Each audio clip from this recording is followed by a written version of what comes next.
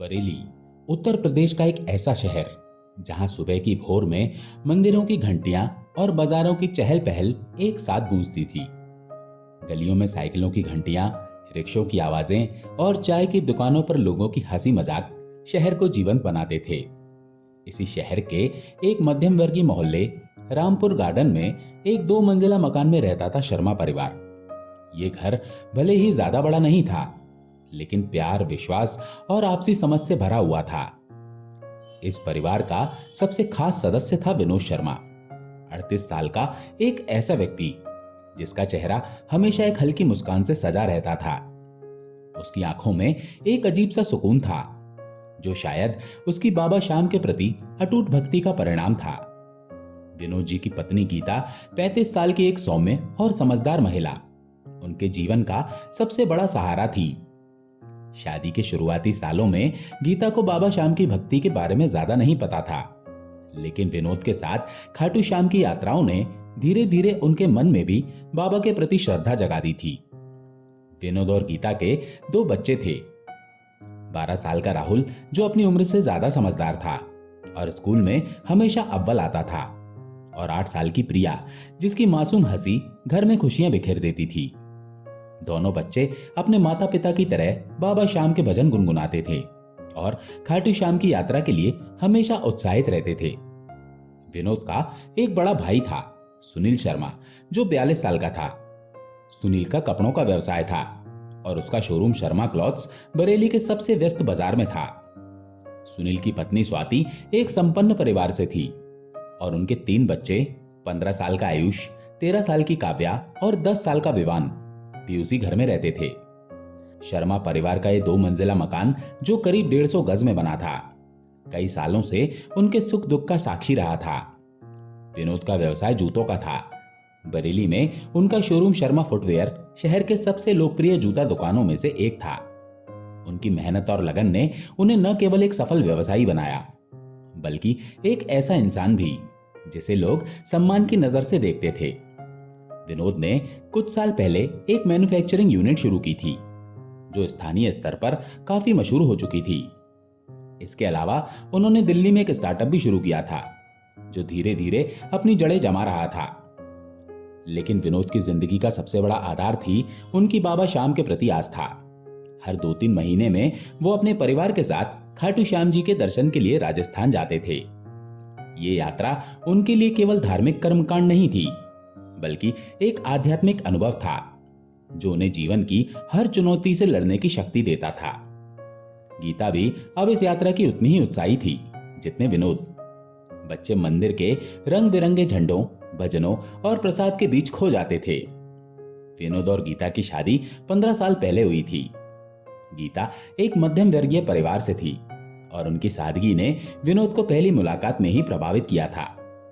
दोनों की शादी एक पारंपरिक अरेंज मैरिज थी, लेकिन समय के साथ उनका रिश्ता प्यार और विश्वास के मजबूत धागों से बंध गया। गीता को शुरू में विनोद की बाबा श्याम के प्रति दीवानगी थोड़ी अजीब लगती थी। वो कहती थी, आप हर बात में बाबा को क्यों याद करते हैं? क्या बिना बाबा के कुछ नहीं हो सकता? विनोद हंसकर जवाब देते, गीता, बाबा मेरे लिए सिर्फ भगवान नहीं, मेरे दोस्त हैं। जब मैं उनसे बात करता हूं तो मुझे लगता है कि वो मेरी हर बात सुन रहे हैं। गीता को ये बात पहले मजाक लगती थी, लेकिन जब उन्होंने विनोद के साथ पहली बार खाटू श्याम मंदिर का दौरा किया तो कुछ बदल गया। मंदिर का शांत माहौल, बाबा की मूर्ति की आंखों में छिपा अपनापन और भक्तों की भक्ति ने गीता के मन को छू लिया। उस दिन से गीता भी बाबा श्याम की भक्त बन गई। विनोद और गीता का रिश्ता सिर्फ पति पत्नी का नहीं, बल्कि 2 दोस्तों का था। गीता विनोद के हर फैसले में उनका साथ देती थी, चाहे वो व्यवसाय का जोखिम हो या परिवार की जिम्मेदारियां। गीता के मायके से शादी में कुछ आर्थिक मदद मिली थी, जिसे लोग दहेज कहते थे, लेकिन विनोद ने उस पैसे को कभी अपने लिए इस्तेमाल नहीं किया। उन्होंने सारा धन गीता और बच्चों के नाम पर फिक्स डिपॉजिट और अन्य निवेशों में डाल दिया। विनोद का मानना था कि यह धन उनके परिवार की सुरक्षा के लिए है, न कि उनके व्यक्तिगत लाभ के लिए। सुनील और स्वाति की शादी को 18 साल हो चुके थे। स्वाति एक संपन्न परिवार से थी और उनकी शादी में मायके से काफी धन आया था। सुनील ने उस धन को बच्चों के भविष्य के लिए निवेश में डाला, जो एक समझदारी भरा फैसला था। लेकिन जब उनके व्यवसाय में नुकसान होने लगा तो स्वाति को लगने लगा कि शायद उस धन का इस्तेमाल करना चाहिए। सुनील का कपड़ों का शोरूम एक समय में बरेली की सबसे मशहूर दुकानों में से एक था। लोग उनके कपड़ों की क्वालिटी और डिजाइन की तारीफ करते थे। लेकिन पिछले 2 सालों से बाजार बदल गया था। ऑनलाइन शॉपिंग का चलन बढ़ रहा था और नई दुकानें सस्ते दामों में बेहतर डिजाइन पेश कर रही थी। सुनील की पुरानी रणनीतियां अब काम नहीं कर रही थी। नुकसान बढ़ता जा रहा था और सुनील का स्वभाव चिड़चिड़ा हो गया था। स्वाति को सुनील की यह हालत देखकर चिंता होती थी, लेकिन वो अपनी चिंता को गुस्से के रूप में व्यक्त करती थी। वो अक्सर विनोद और गीता को ताने मारती थी, जैसे तुम्हारा पति तो बस बाबा श्याम के भरोसे बैठा है, हमारे सुनील दिन रात मेहनत करते हैं। गीता ये बातें सुनकर चुप रहती थी, लेकिन विनोद हमेशा मुस्कुराकर जवाब देते, भाभी बाबा की कृपा से सब ठीक है। सुनील और स्वाति के 3 बच्चे थे जो अपने चचेरे भाई बहन राहुल और प्रिया के साथ अच्छा समय बिताते थे। लेकिन जैसे जैसे परिवार में तनाव बढ़ता गया, बच्चों के बीच भी दूरी बढ़ने लगी। आयुष और काव्या जो बड़े थे, अपने माता पिता की बातों से प्रभावित होने लगे और राहुल प्रिया से ठीक से बात नहीं करते थे। शर्मा परिवार का 2 मंजिला मकान कई सालों से उनके सुख दुख का साक्षी रहा था। विनोद और सुनील के माता पिता रामनाथ शर्मा और शांति देवी इस घर की आत्मा थे। रामनाथ जी जो अब 70 साल के थे, एक रिटायर्ड सरकारी कर्मचारी थे। उनकी पेंशन और बचत ने परिवार को हमेशा आर्थिक स्थिरता दी थी। शांति देवी 65 साल की एक धार्मिक महिला थी जो हर सुबह हनुमान चालीसा पढ़ती थी और घर में सकारात्मक माहौल बनाए रखने की कोशिश करती थी। रामनाथ और शांति दोनों बेटों से बराबर प्यार करते थे, लेकिन सुनील के चिड़चिड़े स्वभाव और स्वाति की तीखी बातों ने उन्हें परेशान कर दिया था। वे चाहते थे कि दोनों भाई एक दूसरे का साथ दें, लेकिन सुनील का व्यवहार इस दिशा में बाधा बन रहा था।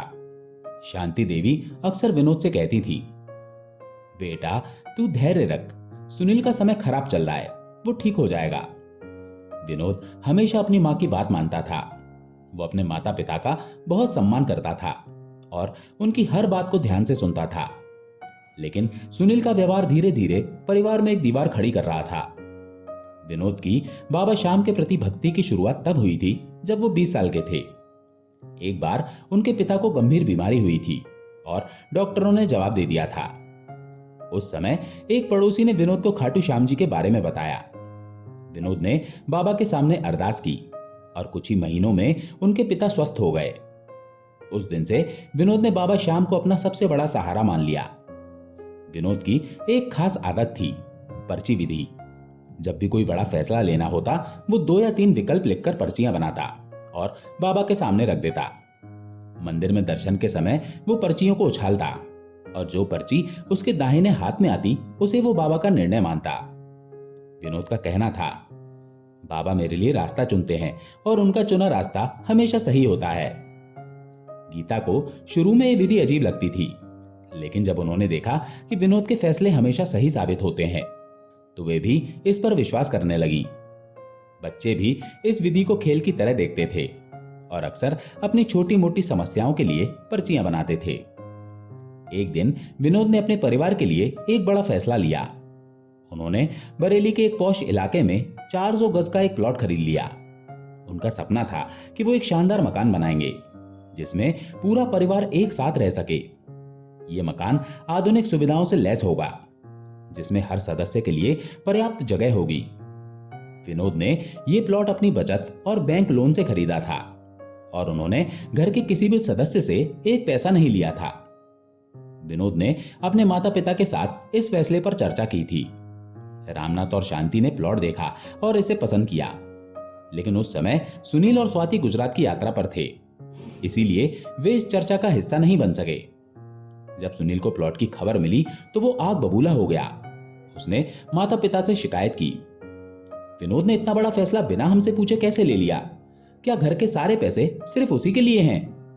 रामनाथ ने समझाया, बेटा विनोद ने हमारे साथ चर्चा की थी, तुम उस समय गुजरात में थे। उसने हमें बताया था कि वो एक प्लॉट ले रहा है, लेकिन सुनील और स्वाति को यह बात हजम नहीं हुई। स्वाति ने विनोद को ताने मारना शुरू कर दिया, देखो जी, इसे अब इस घर में जगह कम पड़ रही है, दिल्ली में स्टार्टअप, बरेली में शोरूम और अब प्लॉट। ये तो बस गीता के आने के बाद ज्यादा दिमाग चलाने लगा है। विनोद ने हमेशा की तरह शांत स्वर में जवाब दिया, भाभी, मैंने घर का एक पैसा नहीं लिया। ये प्लॉट मैंने अपनी मेहनत से खरीदा है और ये पूरे परिवार के लिए है। मैं चाहता हूं कि हम सब यहाँ एक साथ रहें। लेकिन सुनील और स्वाति का गुस्सा कम होने का नाम नहीं ले रहा था। सुनील ने विनोद से कहा, तू मुझे अपनी पासबुक दिखा, मुझे यकीन नहीं कि तूने घर के पैसे नहीं लिए। विनोद ने जवाब दिया, भैया, मैं अपनी मेहनत की कमाई का हिसाब क्यों दूं? आप पापा से पूछ लीजिए, मैंने एक पैसा भी घर से नहीं लिया। ये सुनकर सुनील और चिढ़ गया।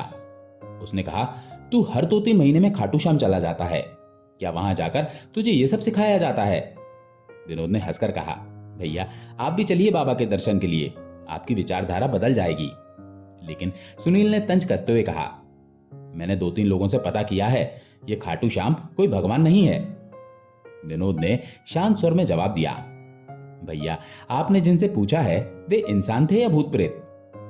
मैं बाबा को सही साबित करने की कोशिश नहीं करूंगा। आप बड़े हैं, मैं छोटा। आप जीत गए, मैं हार गया। लेकिन गीता को यह बात बर्दाश्त नहीं हुई। उन्होंने कहा, ऐसे कैसे चुप रहेंगे? हमारे बाबा को कोई कुछ कहेगा तो जवाब देना बनता है। इससे विवाद और बढ़ गया। सुनील ने गुस्से में कहा, जैसे ही तेरा मकान बनेगा तू इस घर से निकल जाएगा, वरना मैं तुझे पहले ही निकाल दूंगा। विनोद ने शांत स्वर में जवाब दिया, भैया, अब तो मुझे भी मकान बनने का इंतजार रहेगा। मैं माता पिता को लेकर वहां चला जाऊंगा। विवाद बढ़ता देख विनोद ने गीता से कहा, मैं बाबा श्याम के दर्शन के लिए जा रहा हूं। प्लॉट की अरदास पूरी हुई है, अब धन्यवाद करने का समय है। गीता ने मुस्कुराकर कहा, आप ठीक कहते हैं, बाबा सब ठीक करेंगे। अगले दिन विनोद, गीता, राहुल और प्रिया अपनी कार से खाटू श्याम जी के लिए निकल गए। खाटू श्याम मंदिर का माहौल हमेशा की तरह आध्यात्मिक था। मंदिर के बाहर भक्तों की लंबी कतार थी और हवा में भजनों की मधुर धुन गूंज रही थी। विनोद ने मंदिर में प्रवेश किया और बाबा के सामने 2 पर्चियां रखी। इस बार उन्होंने लिखा, 1, प्लॉट पर मकान बनाएं और परिवार को एकजुट करें। 2, प्लॉट को छोड़ दें और परिवार के विवाद से बचें। दर्शन के समय विनोद ने पर्चियां उछाली। दाहिने हाथ में पहली पर्ची आई। विनोद ने बाबा की मूर्ति की ओर देखा और कहा, बाबा, आपने रास्ता दिखा दिया, अब सब आपकी मर्जी। 5 दिन की यात्रा में परिवार ने मंदिर में समय बिताया, भजन सुने और प्रसाद बांटा। राहुल और प्रिया मंदिर के झंडों और रंग बिरंगे स्टॉल्स के बीच मस्ती कर रहे थे। गीता ने विनोद से कहा, मुझे लगता है बाबा ने जो पर्ची चुनी है वो सही है। हमें परिवार को एकजुट करने की कोशिश करनी चाहिए। विनोद ने मुस्कुराकर कहा, बाबा जो करते हैं अच्छा ही करते हैं। यात्रा से लौटने के बाद घर का माहौल और बिगड़ चुका था। सुनील ने एक बड़ा जोखिम उठाया था। उसने एक बंद हो रहे शोरूम से सस्ते दामों में कपड़े खरीद लिए थे, लेकिन बाद में पता चला कि कपड़े खराब क्वालिटी के थे। इस सौदे में सुनील को भारी नुकसान हुआ और उसने अपने पिता से भी कुछ पैसे उधार लिए थे। जब विनोद घर पहुंचे तो सुनील ने उन पर गुस्सा निकाला, तू दांत दिखाता हुआ घर में आ रहा है, तुझे कोई तमीज नहीं? यहां हम परेशान हैं और तू बाबा श्याम के चक्कर में पड़ा है। विनोद ने शांत स्वर में कहा, भैया, मैं प्रसाद लाया हूं, आप भी लीजिए, मन शांत होगा। लेकिन सुनील और स्वाति ने प्रसाद लेने से इनकार कर दिया। सुनील के बच्चों ने भी विनोद के बच्चों से दूरी बना ली। अगले दिन विनोद अपनी दुकान पर गए। वहां 3 लोग उनका इंतजार कर रहे थे। उन्होंने बताया कि वे बरेली के एक बड़े स्कूल, सेंट जेवियर स्कूल के प्रशासन से हैं और विनोद से मिलना चाहते हैं। विनोद ने हैरानी से पूछा, क्या बात है? उन्होंने कहा, आप कल 11 बजे स्कूल आ जाइए, ये व्यापार से जुड़ा मामला है। विनोद को कुछ समझ नहीं आया, लेकिन उन्होंने हामी भर दी। उस रात जब वो गीता को यह बात बता रहे थे तो स्वाति ने चुपके से उनकी बात सुन ली। वो सुनील के पास गई और बोली, पता नहीं विनोद को स्कूल से क्यों बुलाया है, कहीं कोई बड़ा ऑर्डर तो नहीं मिलने वाला? सुनील को यह बात और चुभ गई। अगले दिन विनोद स्कूल पहुंचे। वहां टेबल पर 8-10 जोड़ी जूते रखे थे। स्कूल के प्रशासन ने कहा, इन जूतों में क्या खराबी है? विनोद ने एक एक करके जूतों की कमियां गिनाई। सोल की खराब क्वालिटी, लेसेस का गलत डिजाइन और अंदर का मटेरियल जो आरामदायक नहीं था। प्रशासन के लोग प्रभावित हुए। उन्होंने बताया कि वे पिछले 5 साल से एक कंपनी से जूते खरीद रहे हैं जो 3 गुना ज्यादा कीमत लेती है। विनोद ने कहा, मैं इससे बेहतर क्वालिटी के जूते आधी कीमत में बना सकता हूं। प्रशासन ने पूछा, क्या आप हमारी सभी ब्रांचों के लिए जूते सप्लाई कर सकते हैं? हमारे स्कूल की 10 ब्रांचें हैं और हमें हर साल हजारों जोड़ी जूतों की जरूरत होती है। विनोद को लगा कि यह मौका उनकी जिंदगी बदल सकता है। उन्होंने हामी भर दी और कहा, मैं लिस्ट बना दूंगा, जैसा आपका ऑर्डर होगा वैसा काम होगा। स्कूल ने विनोद को एक बड़ा एडवांस चेक दिया। विनोद के चेहरे पर मुस्कान थी। वो सोच रहे थे, बाबा ये सब आपकी कृपा है। विनोद ने मिठाई खरीदी और घर पहुंचकर सबके सामने रखी। उन्होंने चेक दिखाया और सारी बात बताई। रामनाथ और शांति खुश हुए, लेकिन सुनील को यह खुशी बर्दाश्त नहीं हुई। वो बोला, तू तरक्की पर तरक्की कर रहा है और मेरा व्यापार डूब रहा है। तू मुझसे बेहतर व्यापारी है तो मेरा शोरूम संभाल। विनोद ने कहा, भैया मुझे कपड़ों का कोई ज्ञान नहीं, मैं जूतों का काम करता हूं। लेकिन सुनील नहीं माना। उसने कहा, या तो तू मेरा शोरूम संभाल या मैं तेरा प्लॉट अपने नाम कर लूं। विनोद ने शांत स्वर में कहा, भैया मैंने वो प्लॉट पूरे परिवार के लिए लिया था। गीता ने सुझाव दिया, बाबा शाम की पर्ची डाल लेते हैं। विनोद ने 2 पर्चियां बनाई। पहली, प्लॉट अपने नाम रखे, दूसरी प्लॉट सुनील को दे दे। पर्ची उठी और प्लॉट सुनील के नाम की पर्ची सामने आई। विनोद ने कहा, ठीक है, बाबा की मर्जी। सुनील ने प्लॉट बेचने की ठान ली। उसने सोचा कि वो प्लॉट बेचकर पैसा ले लेगा और विनोद को कुछ नहीं देगा। लेकिन बाजार में प्रॉपर्टी के दाम गिर रहे थे। 95 लाख का प्लॉट पहले 70 लाख, फिर 50 लाख और अंत में 40 लाख तक आ गया। कोई खरीदार नहीं मिल रहा था। विनोद को इस बात की खबर थी, लेकिन वो चुप रहे। इस बीच सुनील का व्यवहार और बिगड़ गया। वो शराब पीने लगा और घर में गाली गलौज करने लगा। रामनाथ और शांति दुखी थे, लेकिन सुनील उनकी भी नहीं सुन रहा था। एक दिन सुनील को एक खरीदार मिला जो 40 लाख में प्लॉट लेने को तैयार था। डील पक्की हो गई। लेकिन जब सुनील घर पहुंचा तो उसे पता चला कि प्लॉट विनोद ने अपनी पत्नी के भाई के नाम पर दोबारा खरीद लिया था। विनोद ने कहा, भैया अगर आपको 40 लाख चाहिए थे तो मैं दे देता, लेकिन आपने मुझे अपना भाई समझा ही नहीं। रामनाथ और शांति ने सुनील से कहा, बेटा तूने गलत किया। उन्होंने सुनील से नाता तोड़ लिया और विनोद के साथ रहने का फैसला किया। विनोद ने प्लॉट पर एक शानदार मकान बनवाया। यह मकान आधुनिक सुविधाओं से लैस था, जिसमें हर सदस्य के लिए अलग कमरे, एक बड़ा लिविंग रूम और एक खूबसूरत बगीचा था। घर में बाबा श्याम का एक छोटा सा मंदिर भी बनाया गया, जिसकी मूर्ति हिंदुस्तान के एक प्रसिद्ध मूर्तिकार ने बनाई थी। 11 दिन की स्थापना के बाद मंदिर में मूर्ति रखी गई और पूरा परिवार बाबा की कृपा में डूब गया। विनोद का व्यवसाय और तरक्की कर रहा था। स्कूल का ऑर्डर मिलने के बाद उनकी फैक्ट्री में कर्मचारियों की संख्या दुगनी हो गई थी। विनोद ने अपने कर्मचारियों को परिवार की तरह माना और उनकी हर खुशी में शामिल हुए। विनोद 3 बार सुनील के घर गए ताकि रिश्ता सुधर सके, लेकिन सुनील ने हर बार अपशब्द कहे। विनोद ने कहा, मैं कोशिश करता रहूंगा, बाबा श्याम सब ठीक करेंगे। विनोद की कहानी एक ऐसे व्यक्ति की कहानी है जो अपनी आस्था और मेहनत के बल पर हर मुश्किल से पार पाया। बाबा श्याम के प्रति उनकी भक्ति ने उन्हें धैर्य और शांति दी और उनकी सादगी ने उन्हें सबका प्यार दिलाया। ये कहानी हमें सिखाती है कि जीवन में विश्वास और मेहनत ही सबसे बड़ा सहारा है। दोस्तों, आशा है ये कहानी आपको पसंद आई होगी। अगर पसंद आई हो तो वीडियो को लाइक करके कमेंट में जय श्री श्याम जरूर लिखें। चैनल पर अगर पहली बार आए हैं तो चैनल को सब्सक्राइब जरूर करें। जय श्री श्याम।